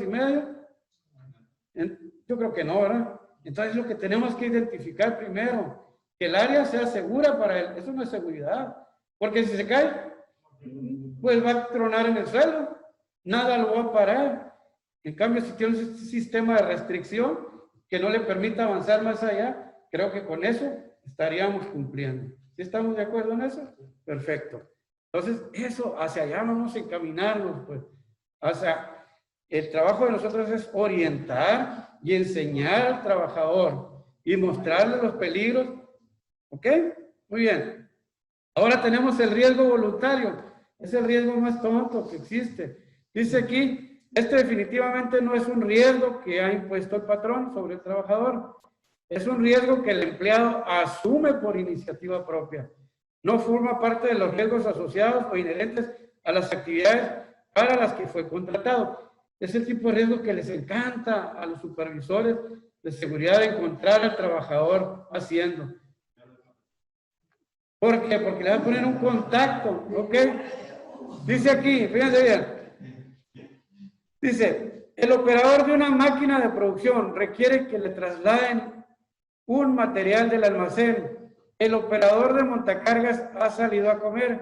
Sigue pasando el tiempo y el operador de maquinaria considera que ya pasó mucho tiempo y el montacarguista aún no regresa. Observa puestas las llaves en el montacargas y decide operarlo. El trabajador no cuenta con los conocimientos, habilidades y experiencias necesarias para la operación del equipo. Al descender una rampa, lleva la carga muy elevada y eso ocasiona que súbitamente vuelque el montacargas. ¿Ok? Y eso le va a costar el trabajo, etcétera, etcétera. Ok. Luego dice aquí, el riesgo de volcadura, de volcadura, de caída y daño del material y de golpe por la operación de un montacarga, ¿eran propios del operador de una máquina de producción? No, claro que no. Evidentemente que la respuesta es no. Exponerse a riesgos fue por iniciativa propia, fue un riesgo voluntario, no correspondía a su puesto de trabajo. ¿Ok? Aquí tenemos un compañero que se la aventó así igual y le pusieron y lo mandaron al campamento como no sé cuántos días y situaciones de esas, pues, porque andaba operando algo que no debía de operar. ¿Ok? Bueno, no voy a decir nombre ni nada, solamente ya saben de qué hablo, pero son situaciones a las que no nos debemos de exponer, pues. Y bastará con un contacto, con un acta administrativa, para, ya con eso vamos a eliminar ese riesgo. No, entonces, ¿qué es lo que tenemos que hacer? Cultura, conciencia, ok, pues correrlos a otra medida también, porque cuando es cero tolerancia, porque pone en riesgo su integridad y la de sus compañeros y la de las instalaciones, ¿no? A lo mejor suena muy duro, pero ese es el patrón, por eso decide tomar ese camino. Pero también generar conciencia, capacitaciones, etcétera, ¿no? Medidas de control administrativa. Ok. Ahora dice aquí la evaluación de los riesgos. La evaluación de los riesgos es un proceso que está orientado a identificar, analizar, valorar y determinar el nivel o magnitud que presentan los riesgos que están asociados a un determinado puesto de trabajo, tarea, material, maquinaria, equipo, instalación, etc. La evaluación de los riesgos considera dos variables que son la base para establecer sus niveles, probabilidad y consecuencia. Entonces, riesgo es igual a probabilidad por consecuencias, ¿sí? Que es la relación del peligro con el riesgo, ¿sí? La exposición y tenemos la consecuencia, ¿sí? Yo creo que aquí no tenemos ningún problema para poder identificar esto. Ok. Ahora, en cuanto a la jerarquización en la aplicación de los controles de riesgo. Ok, una vez identificado y analizado los peligros y valorados cuantitativamente los riesgos asociados a esos peligros, es decir, que se han establecido la probabilidad de consecuencias que representa el que esos riesgos se materialicen en un accidente, entonces se realiza un análisis cuidadoso de las medidas que se tendrán que aplicar para eliminar, sustituir o controlar esos riesgos. ¿Ok? Llegado el momento, la ruta que se debe aplicar en la jerarquización de los controles de riesgo es la siguiente. Primero, la eliminación, la sustitución, controles de ingeniería, controles administrativos y por último el EPP. ¿Ok? Ok, muy bien. Y pues por ahí le puse para hacerla más de emoción, ahí unas rueditas. Entonces empezamos en la eliminación, en el punto verde, lo que es la jerarquización. Primero, a lo mejor solamente sabíamos que de controles de ingeniería administrativos y del EPP, bueno, ya entendemos que también existe la eliminación, la sustitución, que la eliminación sería el idóneo, pero no es lo más práctico, y ahorita lo vamos a ver. Controles de ingeniería, controles administrativos y el equipo de protección personal. Ajá. Muy bien. Ahora dice aquí los 5 métodos que se pueden utilizar para gestionar los riesgos. La eliminación. Esta es la medida ideal, sin embargo, no siempre es viable. Y les voy a decir por qué no es viable. ¿Por qué? por el costo que va a generar, sí puede generar muchos costos económicos. ¿Y por qué? Vamos, necesito yo eliminar la energía eléctrica para hacer una reparación aquí, pero necesito que vamos a cortar la luz de todo el centro de trabajo. ¿Y ha sucedido? Sí, y nos hemos ido más temprano porque nadie puede ejercer sus funciones.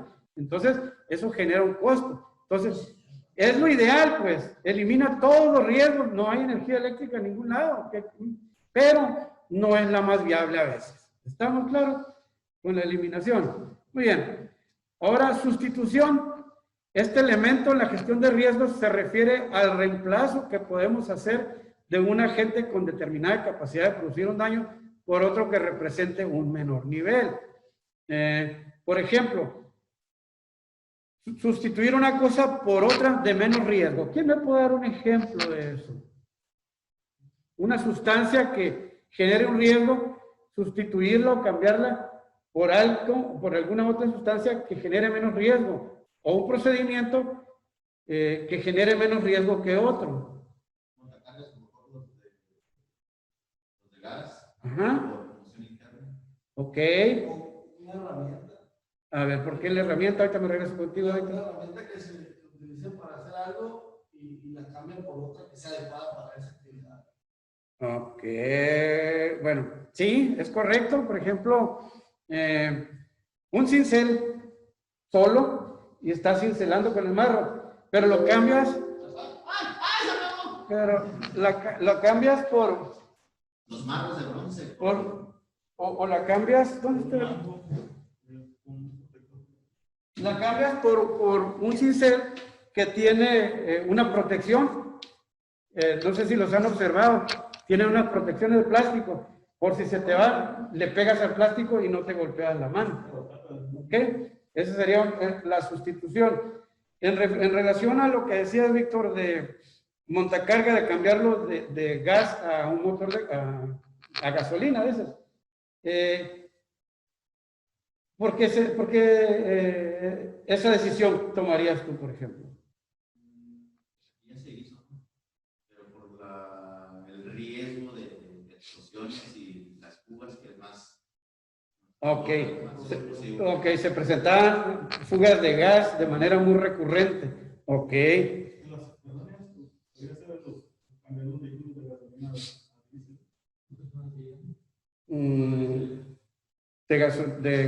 A diésel, ¿pero por qué? Se cambió por la emisión de gas. La emisión de gases.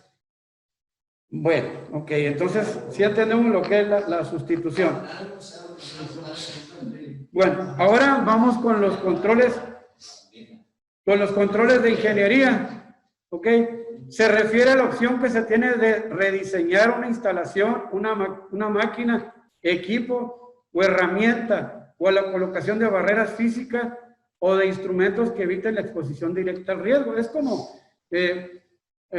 administrar las cosas materiales. ¿Sí?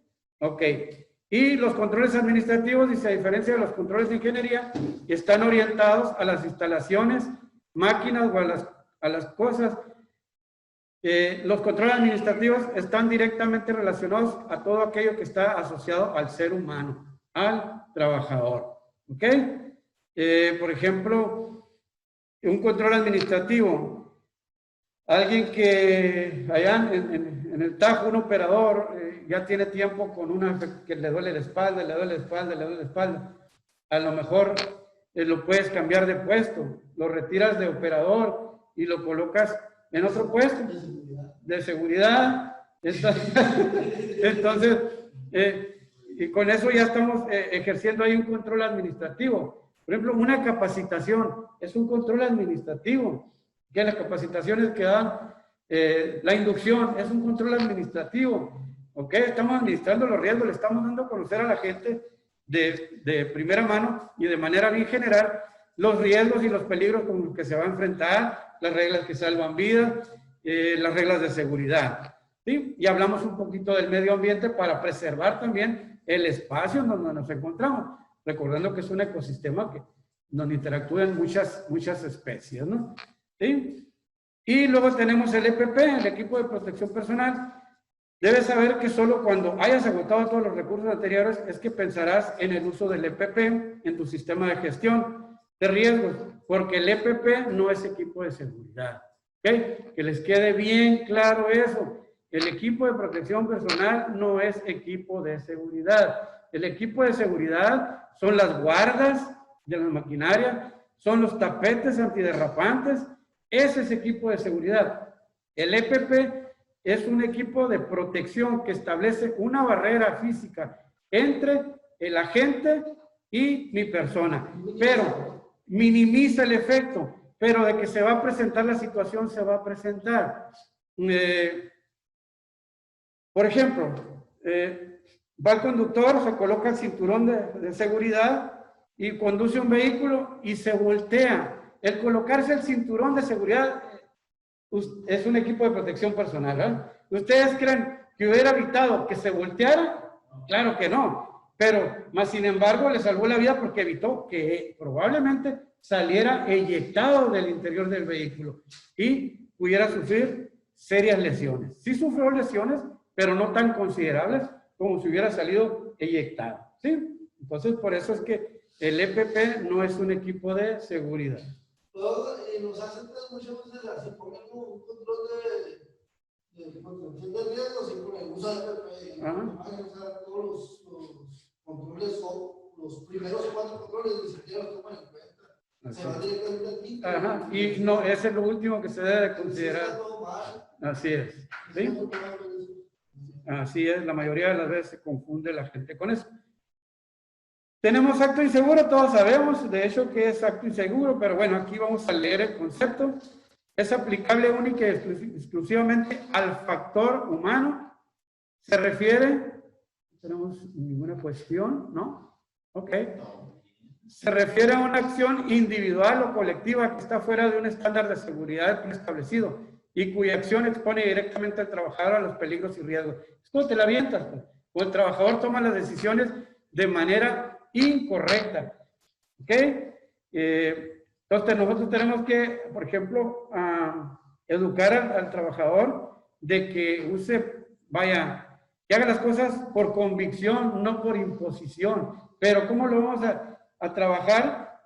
¿O qué vamos a hacer para que lo haga de esa manera? Pues vamos a tener que empezar a generar una cultura de cambio, porque si todavía hay trabajadores que se muestran reacios, ¿sí? A esos cambios, pues, por ejemplo. Entonces, tenemos que trabajar en ello. Ahora dice aquí, ¿por qué las personas actúan de manera insegura en el trabajo?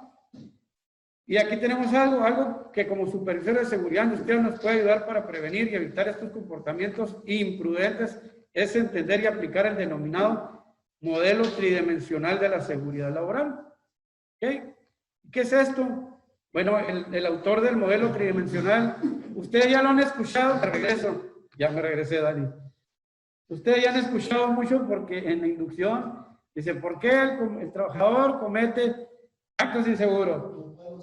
Ok, bueno, ahora vamos a aprender quién fue el que inventó eso, o quién fue el que lo desarrolló, lo escribió. Ok, muy bien. Este es una aportación de José Luis Melía. Establece que para que un trabajador tenga un desempeño seguro, primero tendría que darse las siguientes 3 condiciones.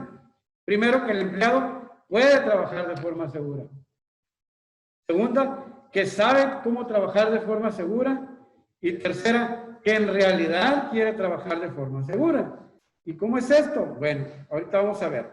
Dice aquí que cuando los supervisores de seguridad industrial comprendemos este modelo, nos queda claro que antes de exigir a los trabajadores que tengan un comportamiento seguro, nos debemos asegurar de que el entorno donde realizan sus tareas, es decir, que las instalaciones, máquinas, equipos, herramientas, materiales, son razonablemente seguras. Cuando digo razonablemente seguras, ¿qué entendemos por ello? Razonablemente seguras.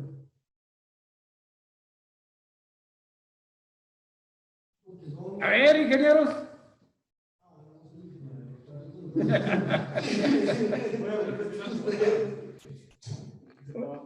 Ok, que tienes que entender tú. Dice, nos debemos de asegurar que el entorno del trabajador guarde las condiciones que sean, o que las condiciones de seguridad sean razonablemente seguras. Que estén dentro de, ¿no?, de un parámetro, ¿sí? Entonces, tú no puedes llegar, o lo que entiendo, o lo que entendemos, no podemos llegar a exigir si el lugar no guarda las condiciones, pues. Entonces, tú te tienes que asegurar que sí es seguro, porque, por ejemplo, en una maniobra de izaje, tú ya llegas y ya das por hecho que es seguro. Tú nada más llegas y revisas que tiene el permiso, que sí hizo su ACT y se lo firma. Pero te detuviste a detener si realmente es seguro lo que están haciendo, si está bien colocada la grúa, si el operador está en las condiciones para realizar la maniobra, si el maniobrista, o ¿cómo le llaman? Sabe lo que está haciendo, sabe, conoce, tiene una adecuada comunicación con el operador. Todo, exactamente. Entonces, todo ese tipo de situaciones tenemos que prever antes de llegar a exigir. ¿Ok? Muy bien. Ahora dice riesgo voluntario. ¿Cómo podemos esperar el desempeño seguro del trabajador si aunque lo desee no puede hacerlo? ¿Ok? No lo puede hacer, ¿por qué? Por las condiciones prevalecientes, por ejemplo. Lo mismo pasaría si no nos aseguramos de que el trabajador sabe realmente cómo realizar la tarea de manera segura. Por ejemplo, vas y va a realizar la tarea, le preguntas o te detienes a decirle, ¿cómo lo vas a hacer? Se va a quedar. Y lo que te empiece a contestar, y el que se va a quedar así eres tú. ¿Por qué? Porque no sabes. Estamos. Entonces, tienes que saber tú también, por eso decíamos al inicio, te tienes que involucrar en las tareas, tienes que conocer los equipos, tienes que conocer los procedimientos. Entonces, ¿cuál es la tarea que tenemos que hacer ahora? Involucrarnos un poco más en los procesos de trabajo, en los equipos, no que nos vamos a hacer expertos, pero al menos sabemos cómo funciona cada una de las cosas para poder argumentar, para poder yo decir, lo que estás haciendo está mal. Y yo digo, ¿por qué está mal? Por esto, por esto, por esto, por esto, por esto. Si estamos entendiendo, entonces así es como tenemos que trabajar, pues. Y luego dice aquí, la tercera condición también está a nuestro alcance. Si creamos las condiciones y mantenemos el ambiente laboral de manera tal que el trabajador quiera trabajar de forma segura. Esa es otra de las cosas. El trabajador tiene que querer trabajar de forma segura. Pues si no quiere, ya sabemos las medidas. Ahí son controles administrativos que se van a ejecutar. ¿Sí? Pues pásale, no sé, lo que proceda. Ya, mande. No, pues si no quiere, no, yo creo que se le van a dar las gracias, ¿no? Porque te puedo enseñar, te puedo explicar, pero si estás recio a ejecutar la tarea como es debido, pues no se va a poder. Como dice luego, a fuerza ni las gallinas, ¿no? Ok. Ahora, condición insegura. Aquí estaríamos hablando única y exclusivamente de algo que está relacionado con el factor técnico.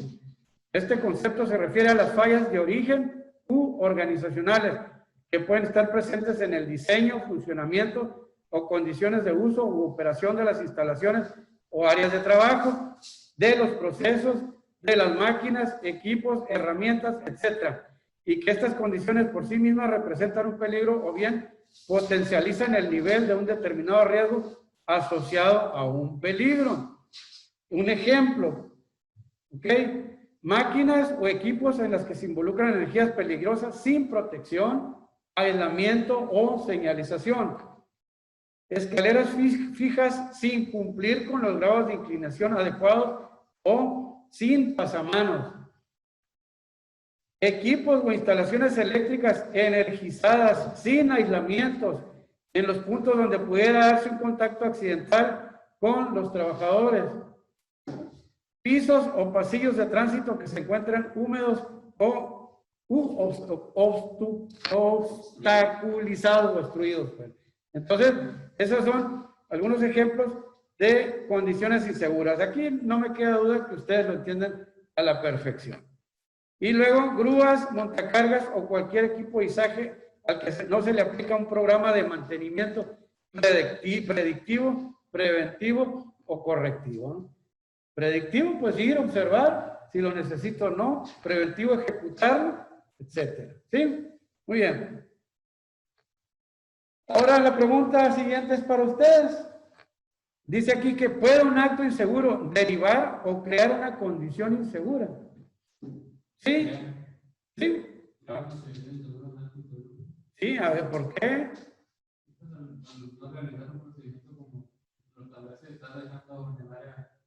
Una variación a un procedimiento, a algunos pasos. Ajá. Entonces no tengo algo y eso está generando algo inseguro al proceso que estás haciendo. Ok, a ver, dame un ejemplo, Víctor.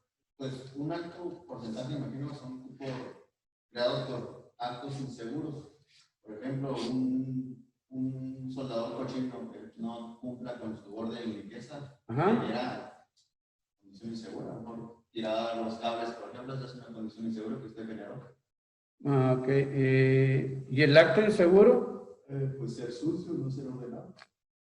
De hecho, de lo que tengo aquí es de eso, de un acto inseguro que derivó condiciones.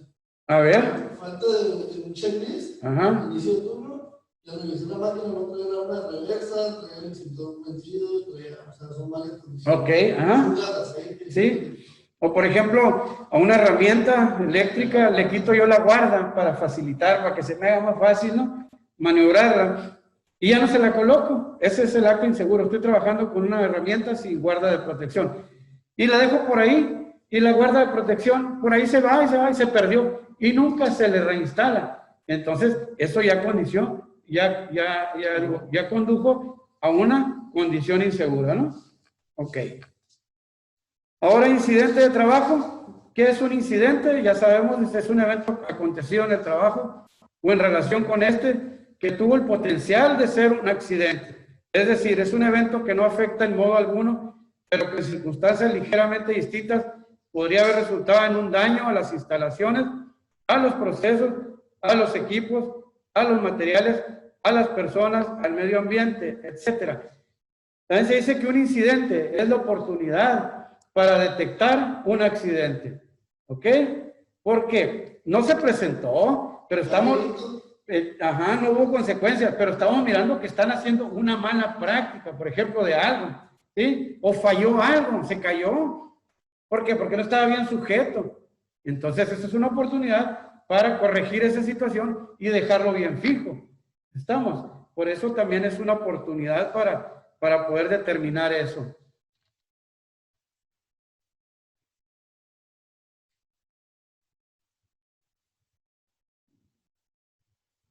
Ok, muy bien. Continuamos entonces, muchachos. Y accidente es un acontecimiento imprevisto que interrumpe o interfiere el proceso ordenado y normal de una actividad. Es algo que no esperábamos, de pronto se presentó. Es un evento que, sin importar la magnitud, o sea, el tamaño, causa un daño a las instalaciones, a la maquinaria, equipos, herramientas, materiales, personas y medio ambiente. Sin importar el tamaño, ha causado un daño. Ese es un accidente. Y ahorita vamos a ver lo que es un accidente de trabajo. Posterior a esto, dentro de los planes que tenemos, es que vamos a hacer, lo que yo le decía a Rubén, vamos a hacer prácticas de campo, yo lo llamo, para ver si dominaron la competencia. ¿Cuál es la competencia? La plática esta. Vamos a desarrollar prácticas en el campo, donde ustedes van a demostrar de manera práctica esto que estamos adquiriendo hoy. ¿Sí? Luego, tenemos que accidente de trabajo, cuando hablamos de un accidente de trabajo, ya estamos refiriéndonos exclusivamente a un evento que ha ocasionado algún daño al trabajador. La Ley Federal del Trabajo, en su artículo 474, primer párrafo, define el accidente de trabajo como toda lesión orgánica o perturbación funcional o la muerte producida repentinamente en ejercicio o con motivo del trabajo, cualquiera que sea el lugar y el tiempo en que se presente. ¿Qué quiere decir esto? Toda lesión orgánica o perturbación funcional. Me machaqué la mano, tengo una perturbación funcional, ya no puedo mover mi mano. Lesión orgánica, mi piel o la piel más bien, es el órgano más grande del organismo, valga la redundancia, ¿no? Entonces, algún daño a la piel, ese también se considera como un accidente de trabajo. Sí, se llevó a cabo en las funciones del trabajo, ¿sí? Ahora dice que la legislación laboral mexicana no habla de una magnitud específica, de un tamaño específico, para calificar al evento como accidente de trabajo, sino que dice con precisión que un accidente de trabajo es toda lesión. Es decir, que una herida, por más pequeña que sea, que el empleado se ocasione mientras está en ejercicio o con motivo del trabajo, legalmente es considerada como un accidente de trabajo, no como un incidente. ¿Entendió? Herida grande, chica, es accidente de trabajo, mientras el trabajador le haya sucedido en el ejercicio de su trabajo, en su horario establecido dentro de 7 a 3, por ejemplo, si tuviera un horario de 7 a 3. ¿Okay? Sí, al trayecto también, ahorita lo vamos a ver. ¿Ok? Muy bien. Bueno, entonces dice que vamos a establecer que un accidente de trabajo pudiera ser en los siguientes 3 escenarios. El escenario 1, cualquier lesión que se ocasiona en el sitio de trabajo en su horario de trabajo.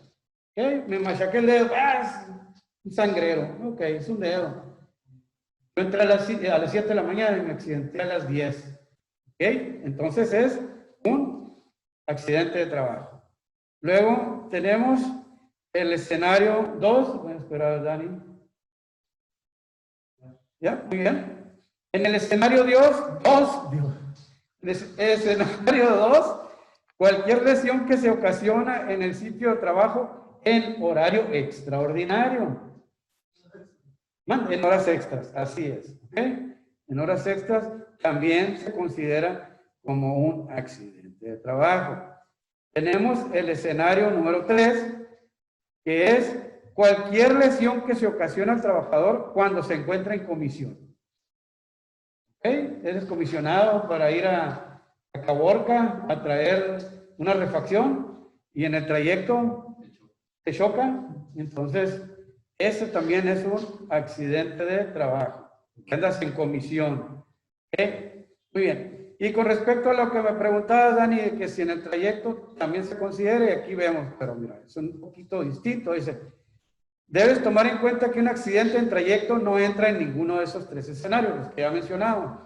Y esto se debe a que un accidente de trayecto, del cual se habla en el mismo artículo de esta ley, pero en su segundo párrafo, dice que los accidentes de trayecto son los accidentes que se producen al trasladarse el trabajador directamente de su domicilio al lugar de trabajo o de este a aquel. Es decir, solamente aplica cuando el evento dañino ocurrió cuando el trabajador sale de su casa con rumbo a su centro de trabajo y viceversa. ¿Sí? Entonces, ¿cómo se puede determinar? Bueno, ¿qué hora saliste? Sales a las 4 de la tarde. Tú sabes que a las 5:30 de la tarde, más tardar, tienes que estar en tu casa. Entonces, pero te accidentaste a las 7 y lo quieres meter como accidente de trabajo, pues no va a aplicar, ¿ok? Porque ya ese no era un horario establecido así. ¿Ah? Bueno, ya habría que verlo, ¿no? Bueno, hasta aquí vamos bien. ¿Vamos bien? ¿Se ha entendido la intención de esto? Ok. Vamos a entrar un poquito en lo que es el sistema de administración de la seguridad. Ya casi estamos por concluir la primera sesión. Sistema de administración de la seguridad. Todo lo que nosotros hacemos dentro de la empresa es como supervisores de seguridad, todos los procedimientos, protocolos, actas, todo eso que se hace, ese es el sistema de administración de la seguridad que la empresa tiene implementado. Como dice aquí, en muchos centros de trabajo, del giro que sea, ya sea aquí de la metalúrgico, de la construcción, etcétera, la principal área de oportunidad que se encuentra y por la que los resultados en materia de seguridad ocupacional son bajos, se debe a la ausencia de un sistema formal de administración de la seguridad y salud en el trabajo. Por fortuna, nosotros dentro de la empresa ya lo tenemos implementado, el sistema de gestión de seguridad y salud en el trabajo, ¿sí? Que son todos esos formatos y dentro de los mismos todas las capacitaciones que se dan operativas y normativas que da Víctor, etcétera. ¿Ok? ¿Ok? Ahora, ¿qué es un sistema de administración de la seguridad y salud en el trabajo? Pues es todo un sistema complejo, es una estructura organizacional de políticas, directrices, asignaciones de responsabilidades, procesos establecidos de la seguridad ocupacional, procedimientos y recursos a través de los cuales se lleva a cabo la identificación, valoración y control de los peligros que representan una amenaza para la seguridad y salud de los trabajadores, de base, contratistas, proveedores y visitantes, instalaciones, procesos, máquinas, equipos, medio ambiente y comunidad circunvecina. ¿Cumplimos con esto? La pregunta es para ustedes. ¿Tenemos todo esto? Claro que lo tenemos, muchachos. ¿Ok? Bastará que se metan por ahí y empiecen a indagar. Todos tenemos la capacidad de ser autodidactas también. Una forma de aprendizaje. Hay que leer todo esto. Política, sí tenemos una política firmada por el director general de la empresa. Hay directrices, sí. Manda. Sí. Hay asignaciones de responsabilidades, claro, en los procedimientos. ¿Qué dice? Asignaciones y responsabilidades. Roles y responsabilidades. Y lo dice, con dirección con tu plan. Y viene desde qué papel juega Hermosillo. Y luego gerente de proyecto. Y así se va yendo y llegamos hasta el trabajador. Entonces, ¿qué papel jugamos todos dentro de la empresa? ¿Ok? Muy bien. Ahora dice aquí que de quién depende un sistema de administración de la seguridad y salud en el trabajo. Bueno, eso no va a depender de una persona como son los supervisores. Dice, no depende de una persona como lo es el supervisor, jefe o gerente de seguridad industrial de una empresa, sino que es toda una estructura organizacional liderada por la alta dirección, pasando por los gerentes, jefes de departamentos, supervisores de área, empleados, etcétera. Entonces, ¿de quién depende el sistema? La aplicación del mismo, de todos nosotros. Que no solamente es responsabilidad de Jorge, no solamente es responsabilidad de Rubén, sino de todos. Todos tenemos que observarlo, llevarlo a cabo, implementarlo, conocerlo. ¿Sí? Muy bien. Y dice aquí que un sistema de administración, ya es la última diapositiva, un sistema de administración de seguridad y salud en el trabajo es la base de todo lo que hacemos como supervisores de seguridad industrial. Es literalmente la vara con que podemos medir los niveles de seguridad en un centro de trabajo y sus resultados. ¿Ok? Hasta aquí con la primera parte de las sesiones, de la serie de sesiones que vamos a llevar. Considero yo que van a ser 3. La segunda parte sí va a estar un poquito más extensa, ya es donde entramos con la parte administrativa. Ahorita solamente eran el marco conceptual, los fundamentos, para empaparnos y poder entender lo que sigue y conocer los tipos de riesgo. Espero pues que de algo les sirva esto y que lo empiecen a aplicar. La intención es esa precisamente, que ustedes empiecen a crecer como supervisores de seguridad y ya se vuelvan supervisores más técnicos, no supervisores no un tanto empíricos, sino con un mayor conocimiento técnico y que lo puedan replicar en campo y que se vea ese resultado también. Y recuerden que ya dependiendo de eso, surgirán nuevas oportunidades para cada uno de ustedes, ¿no? Muy bien, muchachos, pues gracias por su atención.